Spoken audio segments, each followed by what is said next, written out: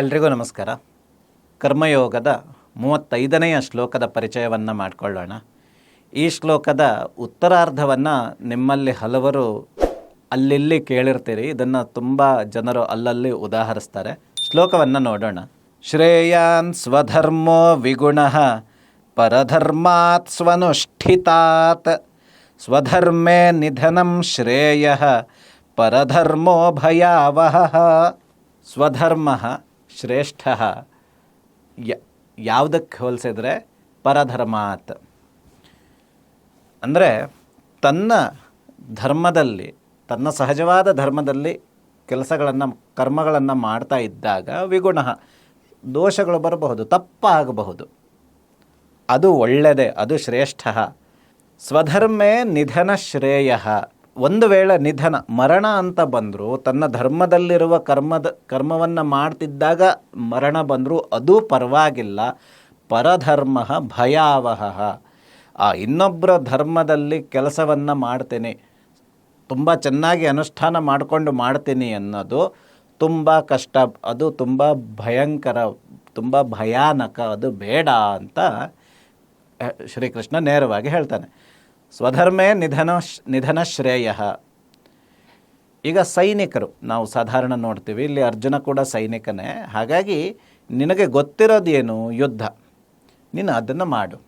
ಅದರಲ್ಲಿ ಒಂದು ವೇಳೆ ನೀನು ಸೋತರು, ಒಂದು ವೇಳೆ ನೀನು ಮರಣ ಹೊಂದಿದ್ರೂ ಪರವಾಗಿಲ್ಲ. ಯಾಕಂದರೆ ಸೈನ್ಯದಲ್ಲಿ ವೀರೋಚಿತವಾಗಿ ಹೋರಾಡಿ ಮಾಡಿದರೆ ಅವರಿಗೆ ವೀರ ಸ್ವರ್ಗ ಅಂತ ನಾವು ಹೇಳ್ತೀವಿ. ಅರ್ಥ ಏನು? ತನ್ನ ಕೆಲಸವನ್ನು ಚೆನ್ನಾಗಿ ಮಾಡಿದ, ಸರಿಯಾಗಿ ಮಾಡಿದ. ಇನ್ನೊಬ್ಬರ ಕೆಲಸ, ಇನ್ನೊಂದು ಏನೋ ಒಳ್ಳೆಯದು ಅಂತ ನರಿ ದ್ರಾಕ್ಷಿಗೆ ಆಸೆ ಪಟ್ಟಂತೆ ಇನ್ನೇನೋ ಚೆನ್ನಾಗಿದೆ ಅಂತ ಹೇಳಿ ಇಲ್ಲಿ ಅವನ ಕೆಲಸವನ್ನು ಮಾಡಲಿಲ್ಲ, ಸಮಯವನ್ನು ಹಾಳು ಮಾಡಿಕೊಂಡು ಇನ್ನೊಂದು ಕೆಲಸವನ್ನು ಮಾಡಿ ಅದನ್ನೂ ಸರಿಯಾಗಿ ಮಾಡಲಿಲ್ಲ. ಅಂದರೆ ಯಾಕಂದರೆ ಆ ಧರ್ಮದಿಂದ ಅಂದರೆ ಆ ಕರ್ಮಕ್ಕೆ ಏನು ಹೇಳಿದೆ, ಅದರ ಸಹಜ ಧರ್ಮ ಏನು ಅದೇ ಗೊತ್ತಿಲ್ಲದೆ ನಾವು ಏನೋ ಒಂದು ರೀತಿ ಮಾಡೋಕ್ಕೆ ಹೋದರೆ ಇದ್ದಿದ್ದು ಹಾಳಾದಿತ್ತು.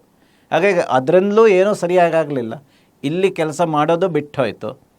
ಈಗ ನಾವು ನಮ್ಮ ಪರಂಪರೆಯನ್ನು ನೋಡಿಕೊಂಡ್ರೆ, ಎಲ್ಲೋ ಒಬ್ಬ ವಿಶ್ವಾಮಿತ್ರ ಕ್ಷತ್ರಿಯನಾಗಿ ಹುಟ್ಟಿ ಕೊನೆಗೆ ಬ್ರಾಹ್ಮಣನಾಗಿ ಪರಿವರ್ತನೆ ಆದರು. ಗಾಯತ್ರಿ ಮೊದಲಾದ ಹಲವಾರು ಮಂತ್ರಗಳ ದ್ರಷ್ಟಾರರಾದರು. ಇನ್ನು ಪರಶುರಾಮ ಬ್ರಾಹ್ಮಣರಾಗಿ ಹುಟ್ಟಿ ಜಮದಗ್ನಿಯ ಮಗನಾಗಿ ಹುಟ್ಟಿ ಕ್ಷತ್ರಿಯರಾದರು. ಅವರಿಗೆ ಅದು ಮಾಡೋಕ್ಕೆ ಸಾಧ್ಯ ಆಯಿತು. ಯಾಕಂದರೆ ಅವರಿಗೆ ಅಂತಹ ಜ್ಞಾನದ ಹಿನ್ನೆಲೆ ಇತ್ತು, ಅಂತಹ ಜ್ಞಾನ ಇತ್ತು. ಆದರೆ ಹೆಚ್ಚಿನ ಜನರಿಗೆ, ಸರ್ವೇ ಸಾಧಾರಣವಾಗಿರುವ ಹೆಚ್ಚಿನ ಮನುಷ್ಯರಿಗೆ ಇದು ಕಷ್ಟ. ಕೃಷ್ಣ ಅರ್ಜುನನಿಗೆ ಹೇಳ್ತಿದ್ದಾನೆ, ನಿನ್ನ ಕೈಯಲ್ಲಿ ಕೂಡ ಆಗೋದಿಲ್ಲ ಇದು.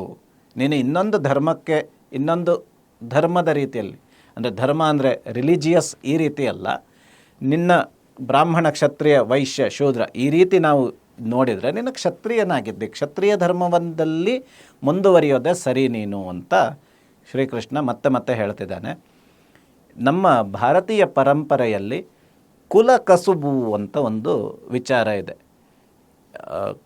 ಕ್ಷೌರಿಕರ ವಂಶದಲ್ಲಿ ತಲೆಮಾರುಗಳಿಂದಲೂ ಅವರು ಕ್ಷೌರವನ್ನೇ ಮಾಡ್ತಾ ಬರ್ತಾರೆ.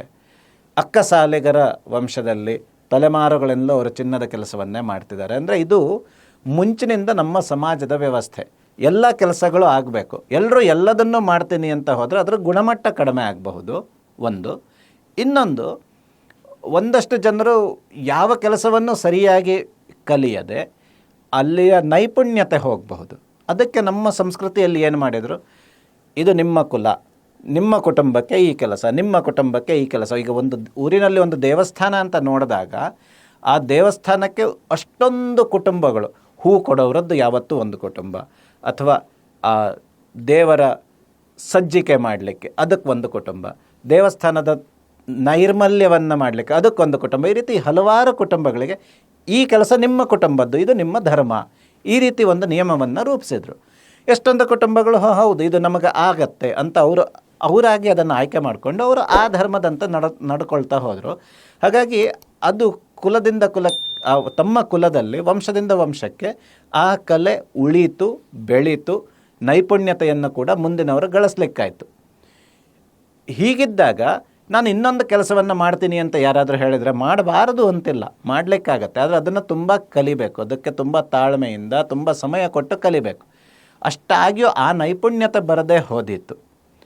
ಹಾಗಾಗಿ ಸ್ವಧರ್ಮೇ ನಿಧನಶ್ರೇಯ ಪರಧರ್ಮ ಭಯಾವಹ, ಇನ್ನೇನೋ ಒಂದು ಚೆನ್ನಾಗಿದೆ ಅಂತ ಮಾಡಬೇಡ. ನಾವು ಇಂದಿನ ಕಾರ್ಪೊರೇಟ್ ವಲಯಕ್ಕೆ ಬಂದರೆ ಸ್ವಾಟ್ ಅನಾಲಿಸಿಸ್ ಅಂತ ಮಾಡ್ತೀವಿ. ಸ್ಟ್ರೆಂತ್, ವೀಕ್ನೆಸ್, ಅಪಾರ್ಚುನಿಟಿ, ಥ್ರೆಟ್ ಅಂತ ಹೇಳ್ತಾರೆ. ಸಾಧಾರಣ ಸಂದರ್ಶನಗಳಲ್ಲಿ ಯಾವಾಗಲೂ ಕೇಳೋ ಪ್ರಶ್ನೆ, ವಾಟ್ ಆರ್ ಯುವರ್ ವೀಕ್ನೆಸ್ಸಸ್ ಅಂತ. ಅಂದರೆ ಪ್ರತಿಯೊಬ್ಬನಿಗೂ ಇರುತ್ತೆ, ದೌರ್ಬಲ್ಯಗಳಿದ್ದೇ ಇರುತ್ತೆ. ಆದರೆ ಕೆಲವೊಂದು ವಿಚಾರಗಳಲ್ಲಿ ಅವರು ಶಕ್ತರಾಗಿರ್ತಾರೆ. ನಾವು ನಮ್ಮ ಶಕ್ತಿ ಎಲ್ಲಿದೆಯೋ ಅದಕ್ಕೆ ಸ್ವಲ್ಪ ಪೋಷಣೆ ಕೊಟ್ಟರೆ ಇನ್ನೂ ಹೆಚ್ಚಿನ ಶಕ್ತಿಯನ್ನು ಗಳಿಸಲಿಕ್ಕೆ ತುಂಬ ಸುಲಭ. ನಮ್ಮ ದೌರ್ಬಲ್ಯದ ಮೇಲೆ ನಾವು ತುಂಬ ಕೆಲಸ ಮಾಡಿದರೆ ಸ್ವಲ್ಪ ಮಟ್ಟಿನ ಯಶಸ್ಸು ಸಿಕ್ಕಿತ್ತು. ಹಾಗಾಗಿ ಆ ನಮ್ಮ ಶಕ್ತಿ ಏನಿದೆ ಅದು ನಮ್ಮ ಸಹಜ ಧರ್ಮ.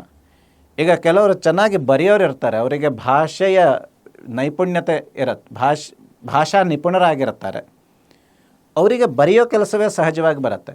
ಇನ್ಯಾರೋ ಒಬ್ಬರಿಗೆ ಗಣಿತ ಕ್ಷೇತ್ರದಲ್ಲಿ ತುಂಬ ಆಸಕ್ತಿ ಇರ್ಬೋದು, ಹಾಗಾಗಿ ಅವರು ಪ್ರೋಗ್ರಾಮಿಂಗ್ ಅಥವಾ ಏನೋ ತುಂಬ ಸಂಕೀರ್ಣ ಲೆಕ್ಕಾಚಾರಗಳು ಇದನ್ನು ಮಾಡ್ಬೋದು, ಅವ್ರಿಗೆ ಅದು ಸಹಜವಾಗಿರುತ್ತೆ. ಹಾಗಾಗಿ ಅವರು ಅದರಲ್ಲೇ ತಮ್ಮನ್ನು ತೊಡಗಿಸ್ಕೊಂಡ್ರೆ ಅದರಲ್ಲಿ ಬೆಳವಣಿಗೆ ಸುಲಭ, ಆ ನೈಪುಣ್ಯತೆ ಅದು ಸುಲಭ. ಹಾಗಾಗಿ ನಿಮ್ಮ ಧರ್ಮಗಳಲ್ಲಿ ನೀನು ತೊಡಗಿಕೊಂಡಿರು, ಅದರಲ್ಲೇ ಜಾಸ್ತಿ ಕೆಲಸ ಮಾಡು. ಸೋಲಾಗತ್ತೆ, ಆಗೋದಿಲ್ಲ ಅಂತ ಹೇಳೋದಿಲ್ಲ. ಕೃಷ್ಣ ಹೇಳ್ತಾನೆ ವಿಗುಣ ಅಂತ ಹೇಳ್ತಾನೆ. ಹಾಗಾಗಿ ಸೋಲಾಗತ್ತೆ, ಸೋಲಬಹುದು, ಅದು ಸಹಜ. ಅದರ ಬಗ್ಗೆ ಚಿಂತೆ ಮಾಡಬೇಡ, ಅದರಲ್ಲೇ ಮುಂದುವರಿ. ಇದು ಶ್ರೀಕೃಷ್ಣನ ಮಾತು. ಸಾರ್ವಕಾಲಿಕ, ಸಾರ್ವಜನಿಕ, ಎಲ್ರಿಗೂ ಯಾವಾಗಲೂ ಪ್ರಸ್ತುತ. ಇದಾಗಿತ್ತು ಈ ಶ್ಲೋಕದ ಅರ್ಥ. ಎಲ್ರಿಗೂ ನಮಸ್ಕಾರ.